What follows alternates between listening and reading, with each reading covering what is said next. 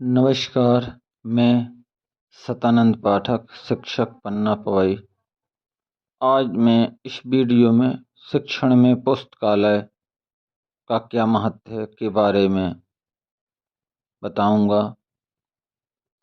पहली बार छात्र कक्षा में प्रवेश करता है, तब उसका परिचय कक्षा के अन्य छात्रों से होता है।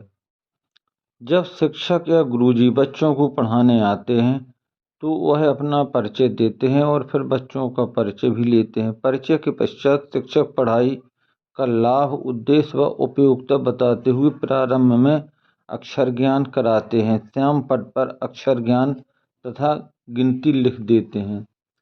पठन लेखन में कुशलता के बाद सरल से कठिनता की ओर सिद्धांत का पालन करते हुए कक्षा की पाठ्य पुस्तकों में कुछ कठिन विषय सामग्री जानकारी में आती है। शिक्षक उन्हें समझाते हैं, जैसे चंद्रमा, सूरज, हिमालय, गंगा, तिरंगा, गांधी जी, किसान, वन, बादल,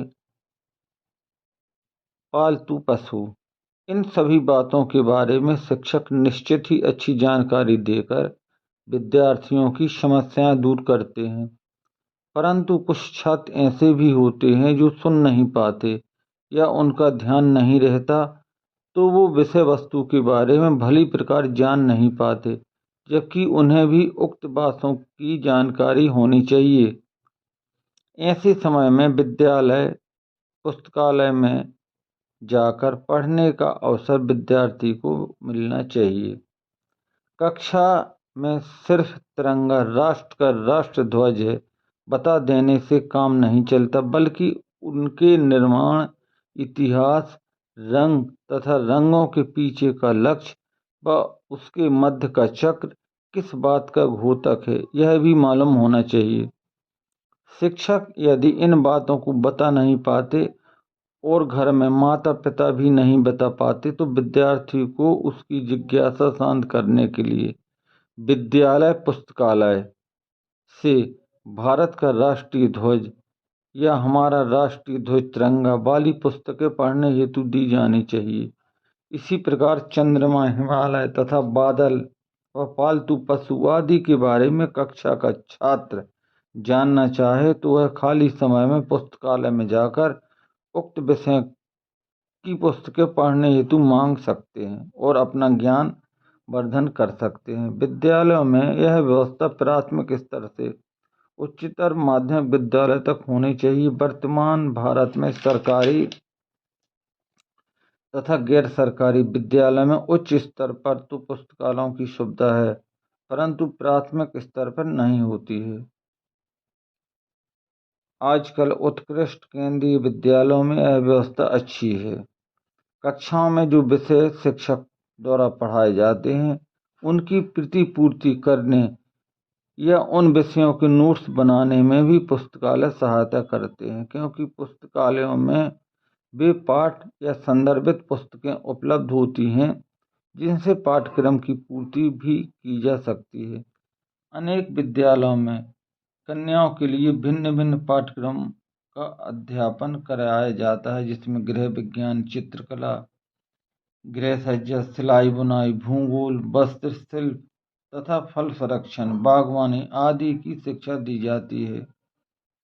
कक्षाओं में उपरोक्त विषयों की पढ़ाई के अतिरिक्त भी जब कोई विद्यार्थी इन विषयों की अधिक जानकारी चाहते हैं, जिनकी पूर्ति कक्षाओं के अध्यापन से नहीं हो पाती है, तब उन्हें पुस्तकालयों में पुष्प सज्जा, मेहंदी, रंगोली, वस्त्र शिल्प, फल संरक्षण आदि की पुस्तकें प्राप्त कर उनका अध्ययन भी करना चाहिए। ये बातें उन्हीं विद्यार्थियों के लिए आवश्यक है जो पढ़ाई के प्रति गंभीर हैं, जो जिज्ञासु वृत्ति के हैं और जो कक्षा अध्यापन के अतिरिक्त भी अपने ज्ञान में अभिवृद्धि करने की दृष्टि से पढ़ना चाहते हैं। पुस्तकालय छात्रों की ज्ञान पिपासा को शांत करते हैं। स्कूली छात्र छात्राओं को विज्ञान प्रदर्शनी, पोस्टर प्रदर्शनी, नाटक, प्रतिस्पर्धा, सामान्य ज्ञान में भी समय समय पर भाग लेना पड़ता है। अतः कक्षाओं की पढ़ाई मात्र से उनके काम संपन्न नहीं होते, अपितु उन्हें पुस्तकालयों के सहयोग की आवश्यकता पड़ती है। आज का कोई भी शिक्षक अपने विषय के ज्ञान में पूर्ण नहीं होता। साथ ही जिस ढंग की वर्तमान में पढ़ाई होती है उसमें से पाठ्यक्रम केंद्रित अध्यापन होता है। अतः अतिरिक्त ज्ञान व अध्ययन सामग्री प्राप्त करने के लिए विद्यालय के पुस्तकालय उपयुक्त होते हैं। विद्यालय में शिक्षक का परिपूरक है। सभी विषयों का विस्तार के साथ ज्ञान का संचित कोश है। जिज्ञासु की जिज्ञासा को शांत करते हैं, ज्ञान पिपासु की प्यास बुझाते हैं। साहित्यकारों, कवियों, मीमांसकों की अमर कृतियों की सुरक्षा करते हैं, उनका रसास्वादन मानव मात्र को कराते हैं। पुस्तकों का तीर्थ स्थल है जहाँ पाठक ज्ञान अमृत का पान करते हैं। तो आज हमने शिक्षण में पुस्तकालय के बारे में इस वीडियो में बताया। आपको कैसा लगा? चैनल को सब्सक्राइब, लाइक और शेयर जरूर करें। जय हिंद, जय भारत।